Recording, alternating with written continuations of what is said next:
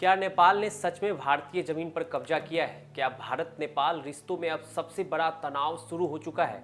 और नेपाल के प्रधानमंत्री के बयान ने आखिर ऐसा क्या कह दिया कि संसद में हंगामा मच गया? नमस्कार, आप देख रहे हैं इंडिया न्यूज और मैं हूं सूरज झा।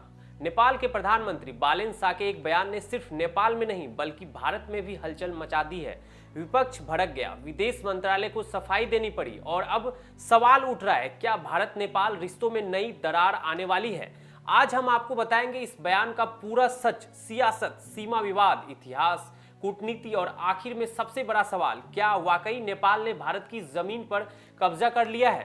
पूरा विवाद शुरू हुआ नेपाल के प्रधानमंत्री बालेन शाह के एक बयान से। नेपाल के संसद को संबोधित करते हुए उन्होंने कहा कि सिर्फ भारत ने नेपाल जमीन पर कब्जा नहीं किया बल्कि नेपाल ने भी कुछ भारतीय इलाकों पर कब्जा किया है और दोनों देशों को मिलकर इसकी जांच करनी चाहिए। बस यहीं से सियासी भूचाल शुरू हो गया। नेपाल के विपक्षी दलों ने इस बयान को बेहद गंभीर बताया।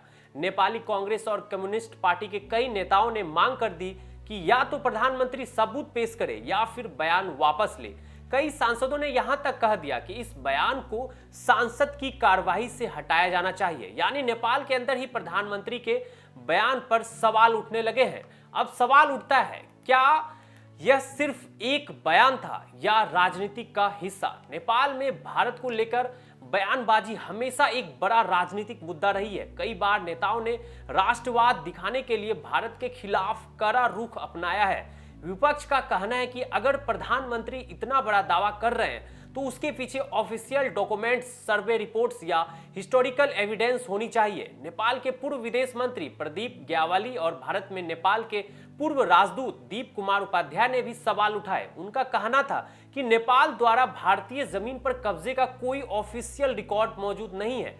अगर ऐसा कुछ होता है तो भारत भी इसे मुद्दा बनाती है। यानी विवाद सिर्फ भारत बनाम नेपाल नहीं बल्कि नेपाल के घरेलू राजनीति का हिस्सा भी बन गया है। अब सबसे बड़ा सवाल, क्या नेपाल ने सच में भारत की जमीन पर कब्जा किया है? विवाद बढ़ने के बाद नेपाल के विदेश मंत्रालय को सफाई देनी पड़ी। मंत्रालय ने कहा कि प्रधानमंत्री का मतलब भारतीय जमीन पर कब्जा नहीं था।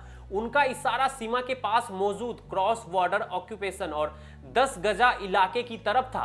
अब ये 10 गजा क्या है? भारत और नेपाल की सीमा के बीच एक खाली पट्टी चौड़ी जाती है जिसे नो मैंस लैंड या 10 गजा कहा जाता है। यह जमीन किसी एक देश की नहीं होती, लेकिन सालों में हुआ ये कई जगह लोगों ने खेती शुरू कर दी, घर बना दिए, दुकानें खोल ली। कुछ जगह भारत की तरफ के लोग इस्तेमाल करते हैं, कुछ जगह नेपाल की तरफ के लोग। यानी टेक्नोलॉजी के कोई मिलिट्री कब्जा नहीं है बल्कि लोकल लेवल बाउंड्री इश्यूज है।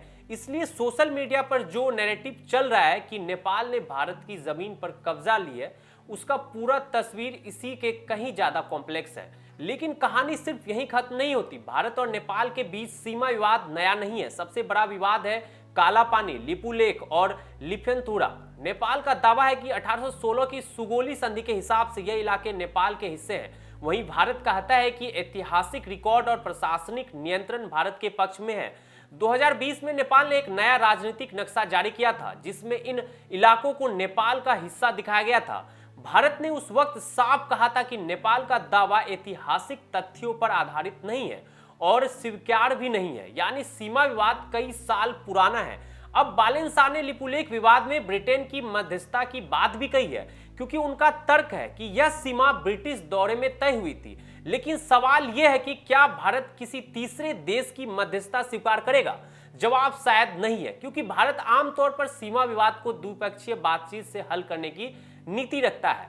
अब इसका असर भारत नेपाल रिश्तों पर क्या पड़ सकता है? भारत और नेपाल सिर्फ पड़ोसी नहीं है, दोनों देशों के बीच खुली सीमा है।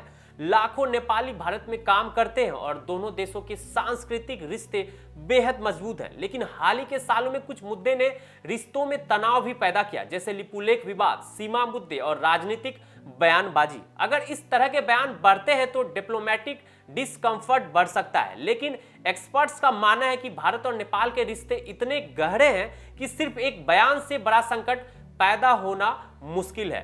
तो क्या नेपाल के प्रधानमंत्री ने सिर्फ राजनीतिक बयान दिया या यह भारत का एक डिप्लोमेटिक संदेश था? क्या यह सिर्फ सीमा विवाद या टेक्निकल लैंग्वेज थी या फिर नेपाल की नई विदेश नीति का संकेत? सच चाहे जो भी हो, लेकिन इतना साफ है कि भारत और नेपाल के रिश्ते इस समय बेहद संवेदनशील दौरे से गुजर रहे हैं। दोनों देशों के बीच इतिहास, संस्कृति और जनता का रिश्ता बहुत गहरा है। ऐसे में किसी भी विवाद का समाधान बातचीत और कूटनीति से ही निकल सकता है। अब सबसे बड़ा सवाल आपसे, क्या आपको लगता है कि यह सिर्फ राजनीतिक बयान था या भारत नेपाल रिश्तों में आने वाले बड़े बदलाव का संकेत? मिलते हैं अगले वीडियो में। जय हिंद।